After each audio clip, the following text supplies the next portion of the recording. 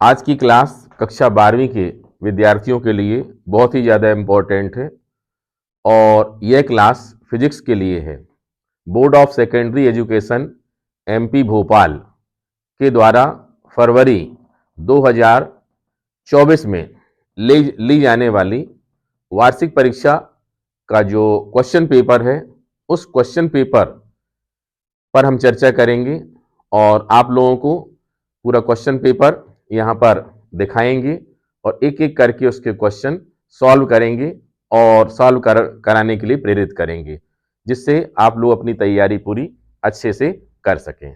तो इसके लिए चलते हैं बोर्ड पर। ये देखिए क्वेश्चन पेपर हायर सेकेंडरी परीक्षा 2024 सब्जेक्ट है फिजिक्स से।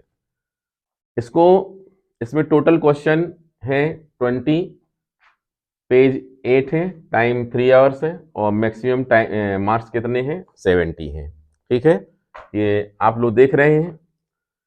पेपर में आगे बढ़ने के पहले हम बतला दें कि यह paper board of secondary education MP board Bhopal के द्वारा स्टूडेंट्स की सुविधा के लिए एक सैंपल पेपर के रूप में जारी किया गया है और जो पेपर आएगा रियल पेपर, वो उसका पैटर्न कैसा होगा, कैसे क्वेश्चन रहेंगे, तो इस क्वेश्चन पेपर में दिखाया गया है।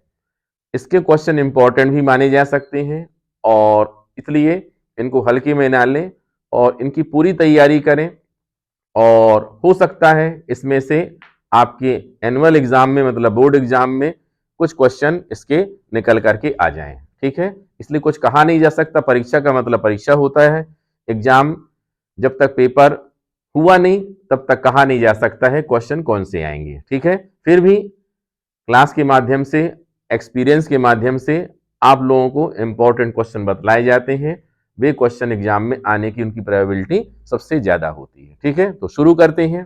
देखिए सबसे पहले इसमें देखिए प्रश्न क्रमांक 6 से 20 तक इसमें आंतरिक विकल्पूर्ण निर्देश दिए हुए हैं। ये आप को ये निर्देश मालूम होने चाहिए। इसमें जैसा कि आपको पता होगा 28 मार्क्स के 1 मार्क्स के क्वेश्चन आने हैं, तो इसमें इनके निर्देश, इंस्ट्रक्शंस आप लोग पढ़ लें। इसमें समय खर्च नहीं करते हैं, सीधे सीधे क्वेश्चन में आते हैं हम। ये देखिए सबसे पहले यहाँ पर select the correct option from the option given in each question. ठीक है, सभी के लिए 4-4 ऑप्शन दिए गए हैं और ये आपको देखना है और जो सही होगा उसमें आपको राइट करना है। ठीक है, तो देखिए इसके लिए यहां पर एक कूलाम आवेश में इलेक्ट्रॉनों की संख्या, number of electrons in 1 coulomb charge, आपको पता होना चाहिए।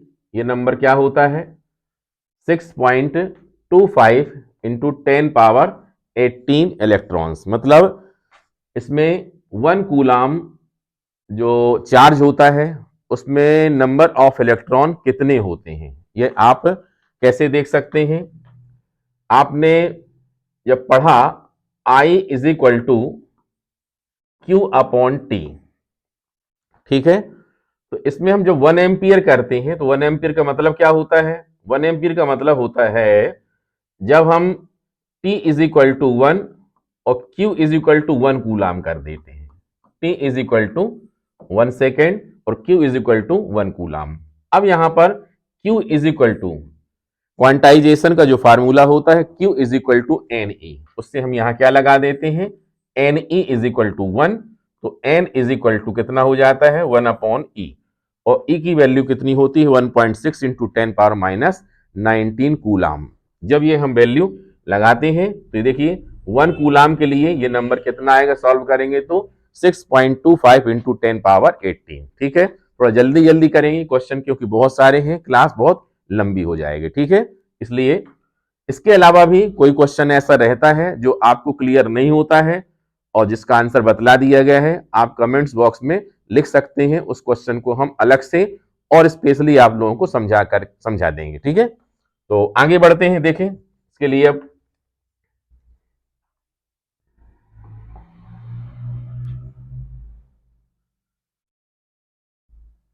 नेक्स्ट क्वेश्चन,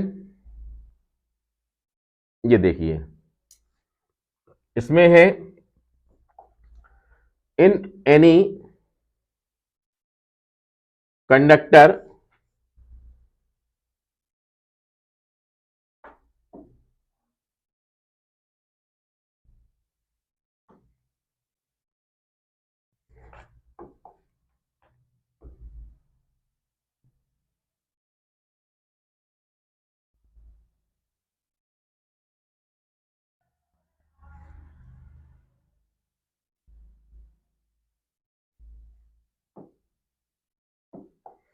ये देखिए, in any conductor flow of current is, किसी चालक में धारा का प्रवाह होता है, मतलब किसी कंडक्टर में करंट फ्लो किसकी वजह से होता है, ये आपको बताना है। बहुत ही आसान है, यह होता है मुक्त इलेक्ट्रॉनों की वजह से, ठीक है, फ्री इलेक्ट्रॉन से दिया गया है ये molecules, positive ion, positive charge और मॉलिक्यूल्स। वैसे देखा जाए तो अपने आप में हर पॉइंट विशेष है, जैसे कि पॉजिटिव आयन, आयन की अगर हम बात करते हैं तो जो इलेक्ट्रोलाइट होता है, मतलब विद्युत अपघट्ट होता है, उसमें करंट आयन की वजह से फ्लो होता है। अगर पॉजिटिव चार्ज लिखा है, ये करंट का ओल्ड कॉन्सेप्ट है, हम कहते हैं कि the rate of flow of charge with respect to time is called क्या है, इलेक्ट्रिक करंट।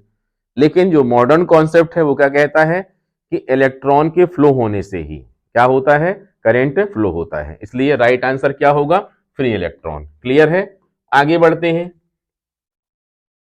थर्ड वाला है, देखिए, एक गतिमान आवेश उत्पन्न करता है, a moving charge produce, moving charge क्या करता है, देखिए, only the static electric field, only the magnetic field, static electric field and magnetic field both, none of these, ठीक है, मतलब चार में से कोई एक सही है, तो गेस करिए कौन सा हो सकता है। इसका राइट आंसर क्या होगा, इसका राइट आंसर होगा थर्ड, ठीक है। ये देखिए क्यों होगा, सबसे पहले इसमें और स्टेट के पहले ही चले जाएं अगर, तो मतलब magnetic effect of electric current के पहले तक ये कॉन्सेप्ट था कि अगर कोई चार्ज है तो उसके अराउंड, उसके चारों तरफ क्या होगा, चाहे वो चले या स्थिर रहे, उसके अराउंड क्या होगा, ओनली इलेक्ट्रिक फील्ड। लेकिन 1820 में ऑर्स्टेड ने अपनी डिस्कवरी में बतलाया कि जब किसी कंडक्टर में, किसी वायर में करंट फ्लो किया जाता है या यूं ही कोई चार्ज मूव होता है, तो उसके अराउंड, उसके चारों तरफ क्या हो जाता है, इलेक्ट्रिक फील्ड तो प्रोड्यूस होता ही है, साथ ही साथ मैग्नेटिक फील्ड भी प्रोड्यूस हो जाता है, ठीक है। तो इसका राइट आंसर क्या होगा, बोथ। याद रखेंगे, अगर चार्ज रखा हुआ है, इसमें क्या लिखा हुआ है, देखिए, मूविंग चार्ज, अगर क्वेश्चन कैसा बन जाए, चार्ज कहीं स्थिर रखा हो, स्टैटिक पोजीशन में है, वो स्थित है कहीं कहीं ना कहीं, तो उसके अराउंड क्या बनेगा, ओनली इलेक्ट्रिक फील्ड, ठीक है। और अगर वह मूवमेंट में है तो इलेक्ट्रिक फील्ड और मैग्नेटिक फील्ड बोथ होगा, ठीक है। क्लियर है, चलिए आगे बढ़ते हैं। आगे देखें, Lenz law is based on, मतलब लेंज का नियम किस पर आधारित है, आप लोगों ने पढ़ा है ये, ऊर्जा संरक्षण का नियम, law of conservation, law of conservation of energy, ये वाला, ठीक है, law of conservation of energy, मतलब फोर्थ ऑप्शन राइट होगा।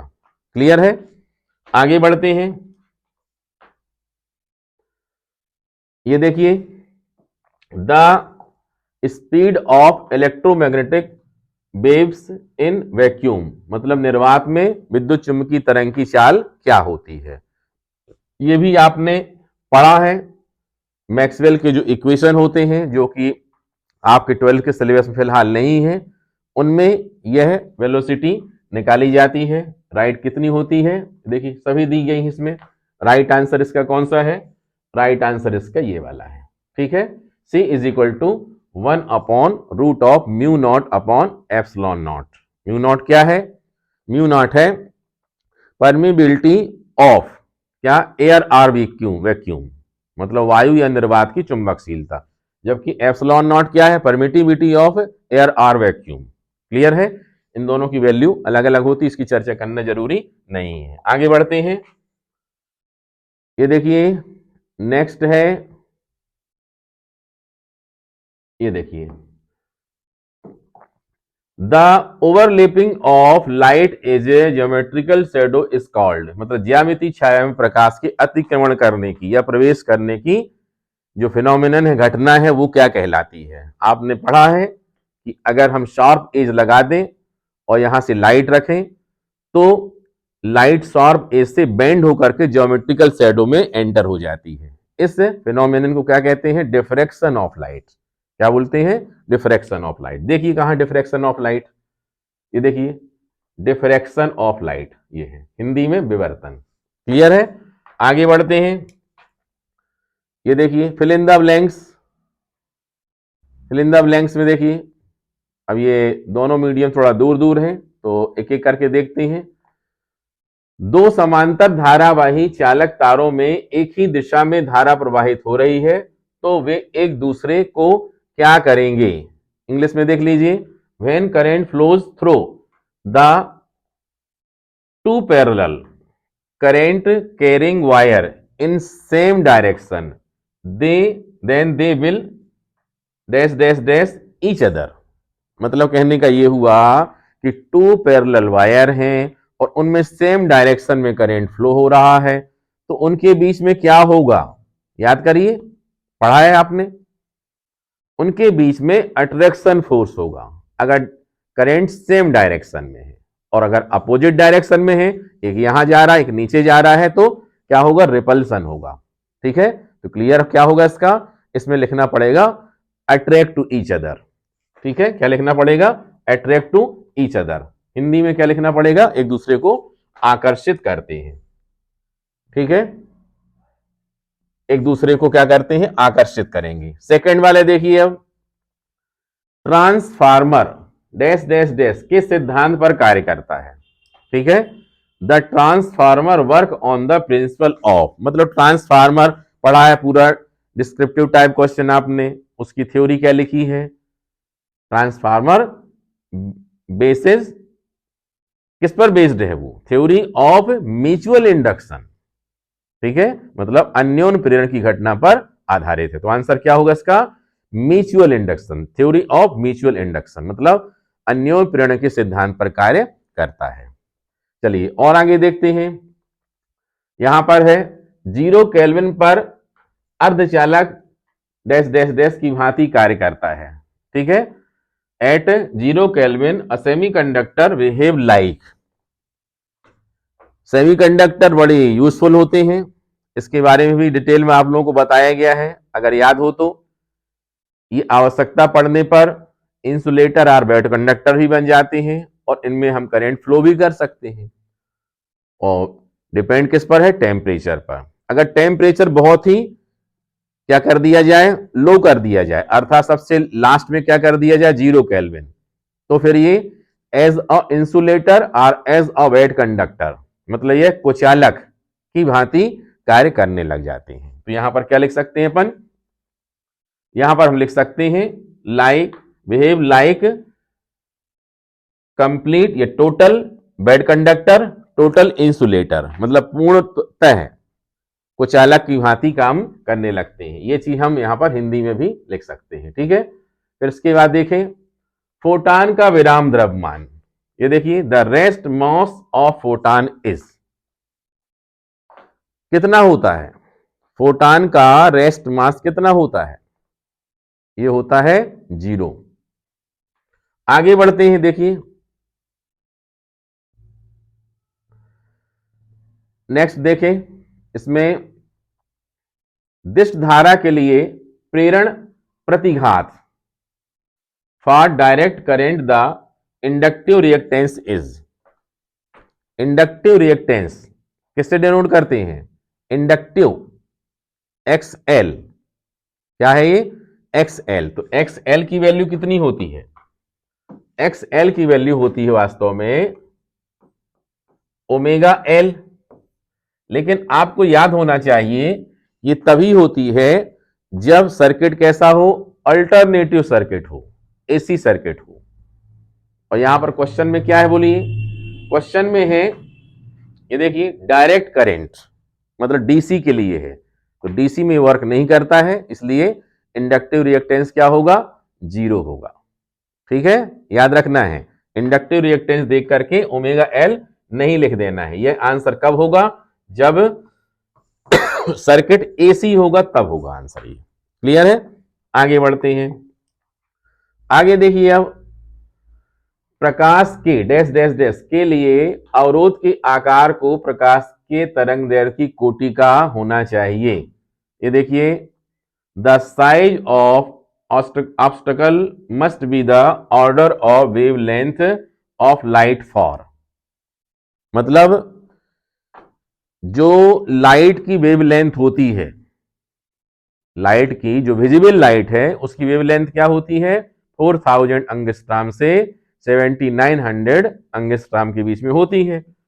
और अगर इसमें अवरोध लगाना है, अवरोध की आवश्यकता कब पड़ती है, डिफ्रैक्शन के लिए पड़ती है, तो जो अवरोध होना चाहिए उसकी वेव लेंथ के ऑर्डर का होना चाहिए। वही बात यहां पर लिखी है, the size of obstacle must be order of wave length of light for, मतलब ये इस ऑर्डर की किसके लिए होती है, तो आंसर होगा डिफ्रैक्शन। देखा आपने, अभी तक दो क्वेश्चन मिल चुके जो डिफ्रैक्शन के थे, मतलब विवर्तन वाले थे। यहां पर भी आंसर क्या लिखना है, डिफ्रैक्शन, या हिंदी में प्रकाश के विवर्तन के लिए। क्लियर है, आगे बढ़ते हैं। चलिए अब ट्रू फॉल्स में देख लेते हैं। हाइड्रोजन परमाणु की आयनन ऊर्जा कितनी होती है, 13.6 इलेक्ट्रॉन वोल्ट होती है, राइट है, ये हो जाएगा ट्रू। फिर देखें, इसमें इंग्लिश मीडियम में भी देखते चले, ये है ionization energy of hydrogen atom is 13.6 electron volt, ठीक है, ट्रू है ये। अब सेकंड क्या है इसमें, जब इलेक्ट्रॉन अपनी उच्च ऊर्जा अवस्था से निम्न ऊर्जा अवस्था में गिरता है तो इस प्रक्रिया में वह एक फोटॉन उत्सर्जित करता है, ठीक है, ये आपने पढ़ा है। When an electron fall from higher energy state to lower energy state then in this process a photon is emitted, ठीक है, यह आपने पढ़ा है किसमें, एटम वाले चैप्टर में, कि इलेक्ट्रॉन अगर अपनी स्टेशनरी ऑर्बिट छोड़ करके कहीं और चला गया है, हायर एनर्जी लेवल में है, और वहां से जब वो नीचे आता है, ठीक है, तो क्या होता है, उसमें से क्या निकलती है, फोटॉन निकलता है। बोर की थ्योरी क्या कहती है, E1 minus E2 is equal to H nu. H nu मतलब क्या है, फोटॉन, तो ये क्या है, ट्रू है। आगे देखते हैं थर्ड वाला, इसमें थर्ड क्या है, हाइड्रोजन बम की क्रिया विधि नाभिकीय विखंडन पर आधारित है। Working of hydrogen bomb is based on nuclear fission, false, ठीक है, क्यों फॉल्स, क्योंकि नाभिकीय विखंडन पर एटम बम, नाभिकीय विखंडन की प्रक्रिया किसमें होती है, एटम बम पर होती है, मतलब परमाणु बम में होती है। और हाइड्रोजन बम क्या है, जैसे सन में जो रिएक्शन चल रही है वो किसकी है, न्यूक्लियर फ्यूजन की है, मतलब नाभिकीय संलयन की है, इसलिए गलत लिखा हुआ है, तो यह क्या हो जाएगा, फॉल्स हो जाएगा। नेक्स्ट देखिए, प्रकाशिक तंतु व्यतिकरण के सिद्धांत पर कार्य करता है। ये देखिए optical fibre work on the principle of interference, कितना गलत लिखा हुआ है। जो ऑप्टिकल फाइबर होता है, प्रकाशिक तंतु होता है, आपने पढ़ा है लाइट वाले चैप्टर में, कहां पर होता है, टोटल इंटरनल रिफ्लेक्शन, बार बार वो अंदर ही अंदर रिफ्लेक्ट होकर के फिर दूसरे छोर से निकल जाता है। तो किस पर बेस्ड होगा ये, इसका आंसर होगा टोटल इंटरनल रिफ्लेक्शन। और लिखा क्या है यहां पर देखिए, इसमें लिखा इंटरफेरेंस, जो कि क्या हो जाएगा, फॉल्स हो जाएगा। चलिए आगे देखते हैं, आगे है सामान्य समायोजन की स्थिति में खगोलीय दूरदर्शी की नली की लंबाई FO माइनस FE होती है। At the condition of normal adjustment the length of tube of astronomical telescope is FO minus FE। बिल्कुल गलत लिखा है, आपको डायग्राम दिमाग में आना चाहिए कि जो एस्ट्रोनॉमिकल टेलीस्कोप होता है उसमें सबसे पहले क्या होता है, ऑब्जेक्टिव लेंस होता है, उसके बाद क्या होता है, उसके बाद आई लेंस होता है, आई पीस होता है मतलब, ठीक है। और दोनों के दोनों कैसे होते हैं, कॉन्वेक्स लेंस होते हैं, ठीक है। तो इनके बीच की जो डिस्टेंस होती है वो क्या होती है, FO plus FE, FO plus FE। अगर आपको याद करना है तो FO माइनस FE किसकी होती है, वो गैलीलियन आपने पढ़ा होगा। गैलीलियन में क्या होता है, फर्स्ट वाला ऑब्जेक्टिव लेंस कौन सा होता है, कॉन्वेक्स होता है, बाद वाला कौन सा होता है, कॉनकेव होता है, ठीक है। तो पूरा जाकर के कॉनकेव के आगे पहली इमेज बनती है, तो FO माइनस FE किसमें होता है, गैलीलियन में होता है, इसलिए ये वाला क्या होगा, फॉल्स हो जाएगा। चलिए अब ये मैच द कॉलम देखते हैं। देखिए रेडियो वेव, रेडियो तरंगे लिखा हुआ है, एक ही मीडियम में देख लेते हैं, हिंदी कर देंगे। रेडियो वेव, रेडियो वेव क्या लिखना पड़ेगा, मार्कोनी। रियल में अब ये बुक्स में अभी मार्कोनी चल रहा है, जबकि इसका वास्तविक आंसर होना चाहिए जेसी बोस, जो कि शुरू में जेसी बोस ने डिस्कवरी की थी। बाद में चूंकि मार्कोनी ने अपनी बात बदलाई, और काफी पुरानी बात है, 1895 के आसपास की बात है, उस समय की बात है। बाद में इसमें संशोधन हो चुका है, लेकिन अभी भी यह बुक्स में नहीं आया है, इसलिए आप लोगों को क्या लिखना है, आंसर मार्कोनी ही लिखना है। अल्ट्रावायलेट रेज हिंदी में क्या, परावैंगनी किरणें। परावैंगनी किरणों की खोज किसने की थी, रिटर ने। लिखते चलते, ये 1 वाला है तो ये 1 में हो जाएगा। अल्ट्रावायलेट किसने किया है, रिटर ने किया है, ये सेकंड हो जाएगा। फिर विजिबल लाइट मतलब दृश्य प्रकाश, ये किसने किया है, न्यूटन ने किया है, ठीक है। इसके बाद मैटर वेव से मतलब द्रव्य तरंगे, डी ब्रोगली ने किया है ये, ठीक है। फिर equation of photo electric effect, ये तो ग्रेट आइंस्टीन का कमाल था ये, ठीक है, ये वाला 5। और डिस्कवरी ऑफ इलेक्ट्रॉन, ये जे टॉमसन ने की थी, ठीक है। इस प्रकार से ये मैच द कॉलम हुआ, ठीक है। बार बार इस बात को हम बोल रहे हैं, किसी क्वेश्चन में ज्यादा डाउट हो डायरेक्ट आंसर के बेस पर तो आप लोग हमसे पूछ सकते हैं, इसका आंसर हम और डिटेल में दे देंगे, ठीक है। आगे देखते हैं अब 1 वर्ड आंसर। पृथ्वी का विद्युत विभव कितना होता है, what is the electric potential of earth. Earth का इलेक्ट्रिक पोटेंशियल 0 होता है, ठीक है। कभी भी कोई सर्किट है तो उसको लास्ट में किससे जोड़ा जाता है, अर्थ से जोड़ा जाता है, जिससे वह फ्लो हो, करंट उसमें फ्लो हो सके। तो अर्थ का कितना होता है, 0 होता है। चलिए सेकंड क्वेश्चन क्या है इसका, अनुगमन वेग का मान एसआई पद्धति में किस कोटि का होता है, what is the order of the value of drift velocity in SI units, ठीक है, ये एसआई सिस्टम, ठीक है। तो एसआई सिस्टम में ड्रिफ्ट वेलोसिटी कितनी होती है, यह होती है 10 power minus 4, 10 power minus 4 metre, ठीक है। ड्रिफ्ट वेलोसिटी बोला जाए तो VD, ड्रिफ्ट वेलोसिटी मतलब VD, इसकी वैल्यू कितनी होती है, किस कोटि की होती है, ये किस ऑर्डर की होती है, 10 पावर माइनस 4 की होती है। क्लियर हुआ होगा। चलिए आगे देखते हैं अब इसमें नेक्स्ट, कार्यफलन और देहली आवृत्ति में संबंध लिखिए। Right the relation between work function and threshold frequency, ये आपने आइंस्टीन इक्वेशन में पढ़ा है, ठीक है। आइंस्टीन इक्वेशन में यहां हम आंसर लिख देते हैं, ये है work function phi is equal to कितना, एच न्यू नॉट, ठीक है।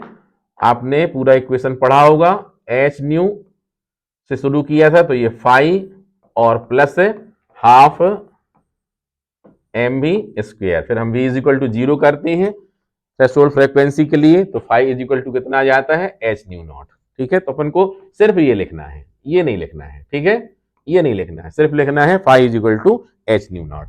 चलिए आगे देखते हैं इसमें। नेक्स्ट क्या है,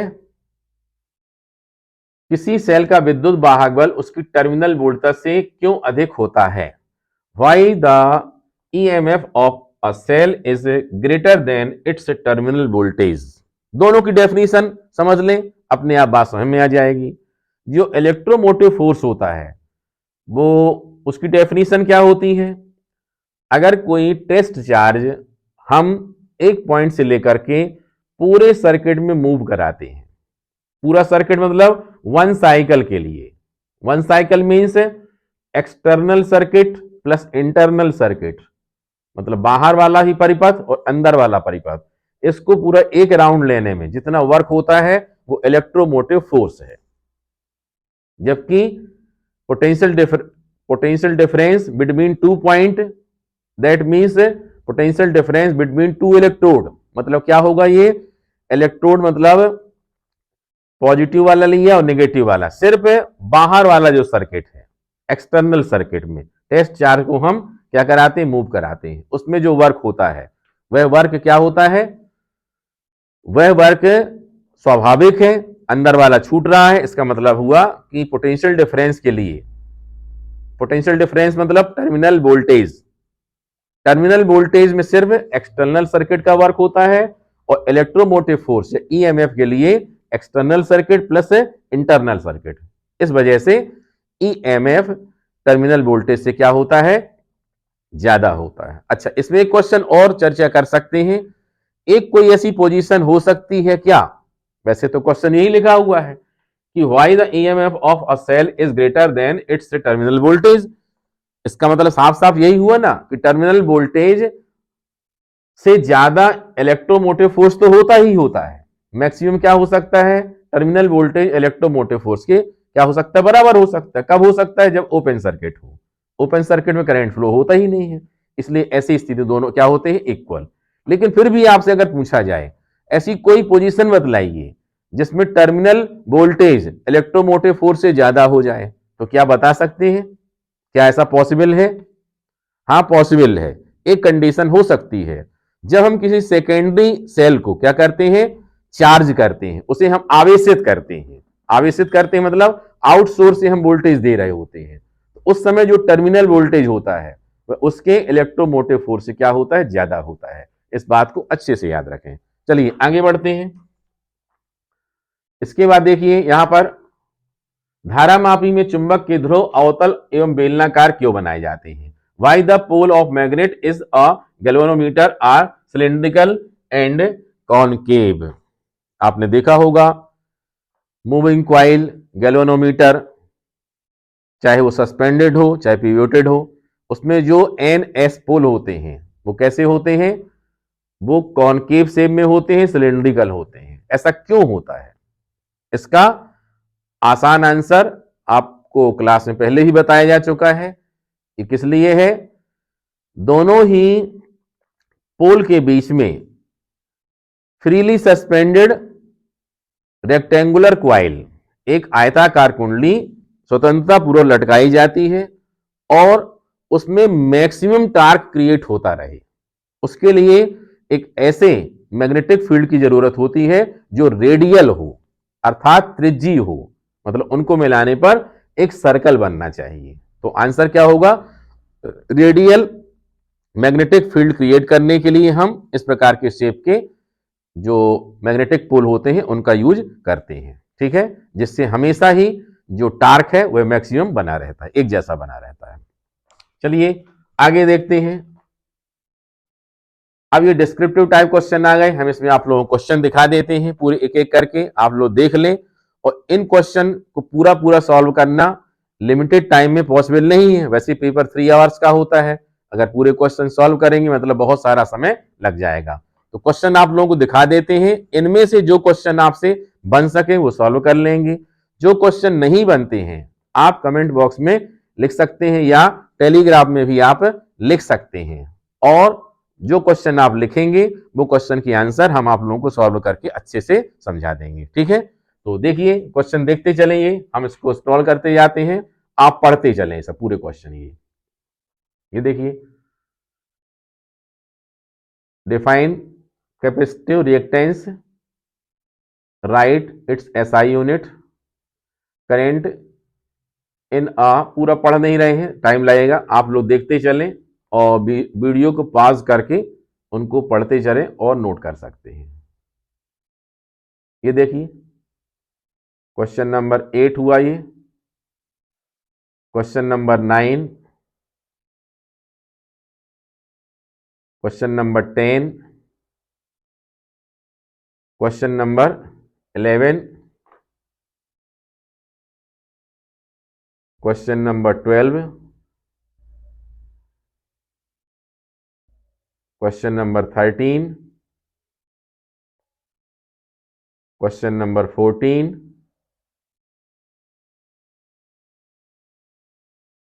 क्वेश्चन नंबर 15, क्वेश्चन नंबर 16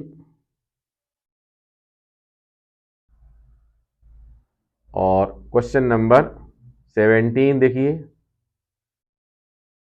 और ये है 18, 19, इनमें सब में ऑप्शनल दिया गया है और दिया गया है। क्वेश्चन नंबर 20 ये लास्ट था। ठीक है, इस प्रकार से आप लोगों के फिजिक्स के पेपर में कुल 20 क्वेश्चन आने हैं। ये क्वेश्चन अच्छे से देख लें, कर लें, ये सभी क्वेश्चन इंपॉर्टेंट हैं, आपके एग्जाम में पूछे भी जा सकते हैं।